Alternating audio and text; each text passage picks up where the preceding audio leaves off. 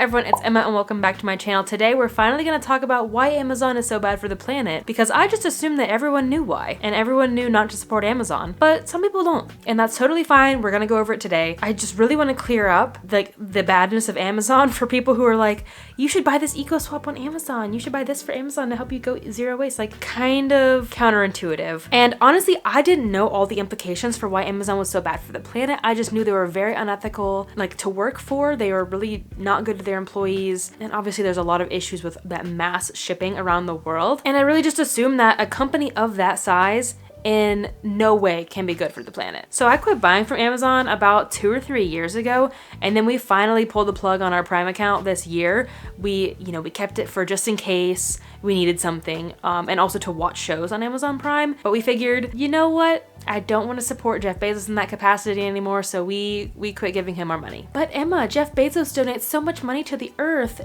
Amazon can't be bad. I know he doesn't own it anymore, but he did at the time. First off, donations are tax write-offs. They're also really good for publicity. And honestly, compared to the net wealth of himself and the company, he donates pocket change. And honestly, in my opinion, and this goes back to like the foundation of greenwashing, why donate thousands of dollars to planting trees when you could put that money into making your fleet of vehicles electric vehicles? You could spend money on reducing plastic packaging and so forth.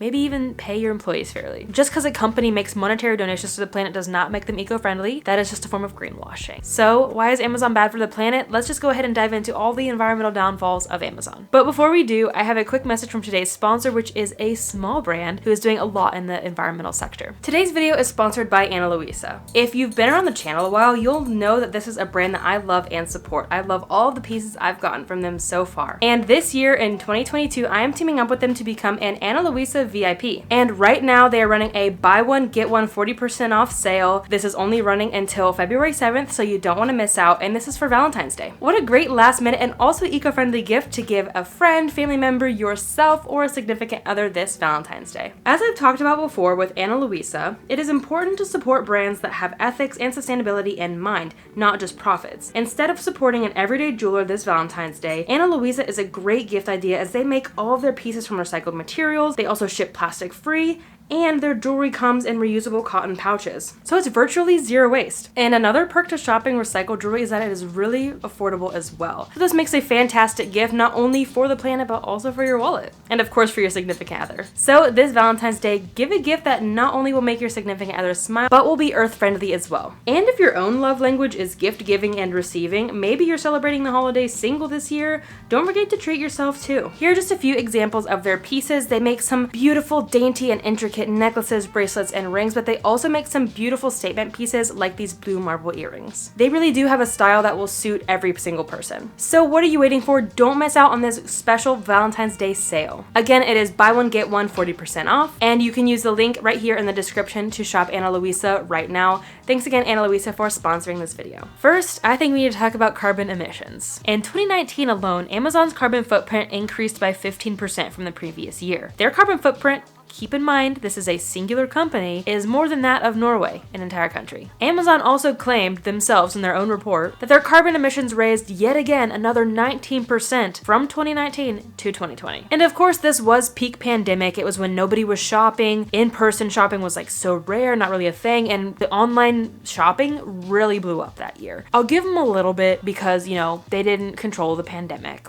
but their emissions still went up significantly. Not to mention the company thrives off of fossil fuels. They have vans, semi-trucks, and so forth. And sure, they are on track to claim they will be carbon neutral by 2040, but that's still 18 years away. And we need better now. We don't have time to wait 18 years. Just in 2019, Amazon doubled its fleet of semi-trucks to 20,000. So the previous year was 10,000. A lot of things we have to keep in mind with carbon emissions. It's not just the emissions coming from the semi-truck. It's emissions coming from creating those products in China, say, shipping those products to California to a warehouse, shipping those products to Chicago to another warehouse, and then finally shipping it to your door, as well as creating everything like the semi-trucks. So a lot goes into carbon emissions here. And we also have to look at their 1 to 2 day shipping. What exactly does this mean? This means there are more planes and more trucks in order to guarantee your quick delivery. This means trucks are constantly going from factory to warehouse to mail centers to your home. Planes make cross-country and global deliveries faster too. And obviously it's great to get stuff in a pinch, I know the feeling, but you have to think about how many emissions are associated with that, because you know, with standard like 1 or 2 week shipping. That's not standard, I guess, these days, but when I lived in Japan, that was the standard because everything came by boat. That was the standard, you know, 10 years ago when everything came by train or boat. But now Amazon really normalized that 1 or 2 day shipping, and other companies are following suit, which really just increases emissions worldwide from all these companies. Now let's jump into returns. Why would returns not be eco-friendly?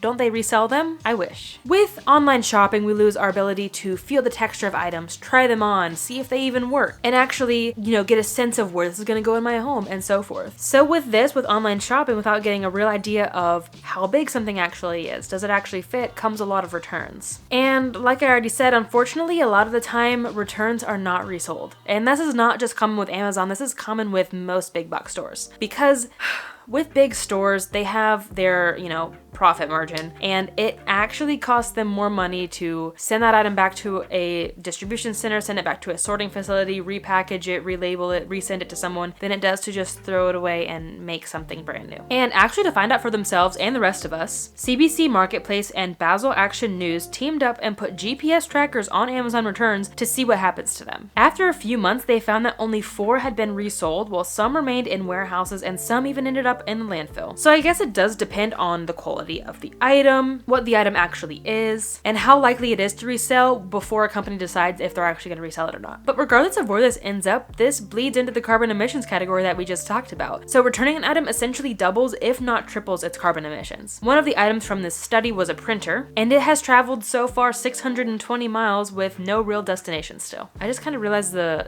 ethical implications to their study. What if one of those items was resold and then they had a GPS tracker in someone's house? So of course we need to think before we shop so we don't end up in this place where we need to return an item, but also think before you return. There are a lot better ways to return an item, in my opinion, than just sending it back to Amazon or XYZ company. You can probably make the same amount of money, maybe a little less, by reselling it on OfferUp or Facebook Marketplace. You could probably make even more money by selling it on eBay. If it wasn't of high monetary value and you don't care about getting your money back, you can donate it to a charity shop, a thrift store. You could give it to a friend or a family member who might use it. There's a lot of better ways that we can deal with returns and accidentally bought, or maybe I didn't like this item I bought online, instead of just returning it. And now, of course, for their packaging waste.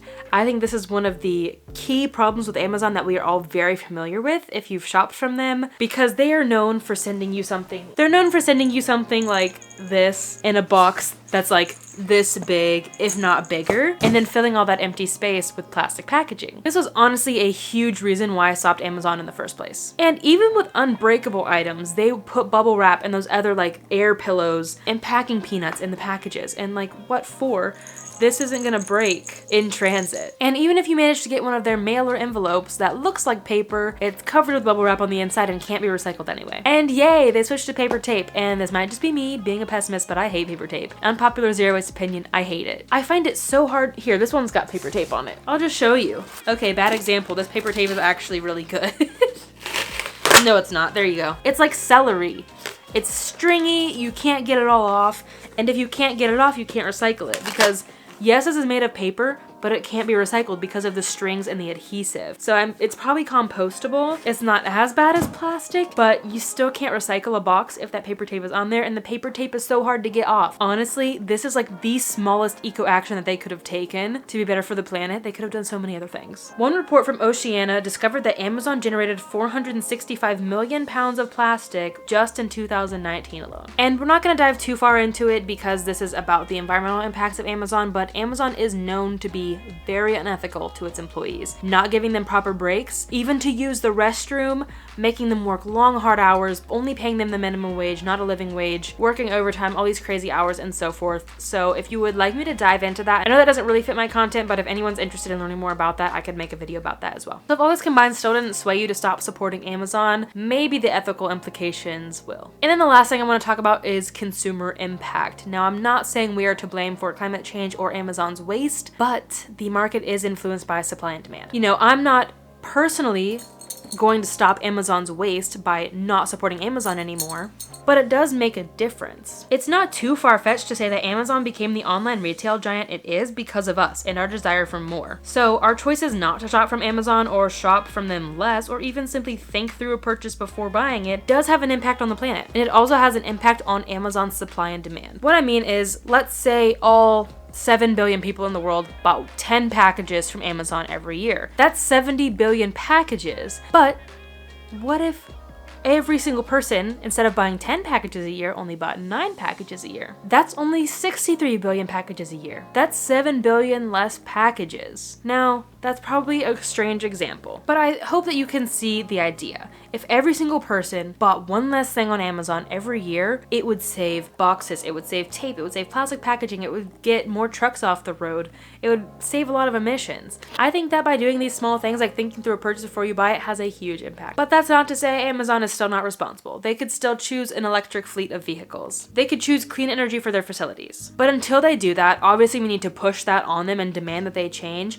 Until they do that though, us supporting them less or supporting them zero will make a difference. Because until then, they're going to keep operating as is. As long as we collectively keep buying more and more stuff that might just end up in the returns or the landfill anyway, they're going to keep operating as it is because it's convenient for them and they're making a lot of profit. Once again, climate change, plastic pollution, all of these things are not our fault, but our small actions really do matter. Our choice to support greener businesses matters. So you're doing it. You're finally giving up Amazon. Where am I gonna shop instead though? Here are my favorite places. I'll leave them listed right here. There are some zero waste online retailers such as the Zero Waste Shop, Eco Girl Shop, Earth Hero, and so forth, but I also do a lot of my shopping secondhand because, you know, places like these online, like the Zero Waste store is not gonna have an iPad or, you know, a light for my business, something like that. They're gonna be focused more on zero waste swaps.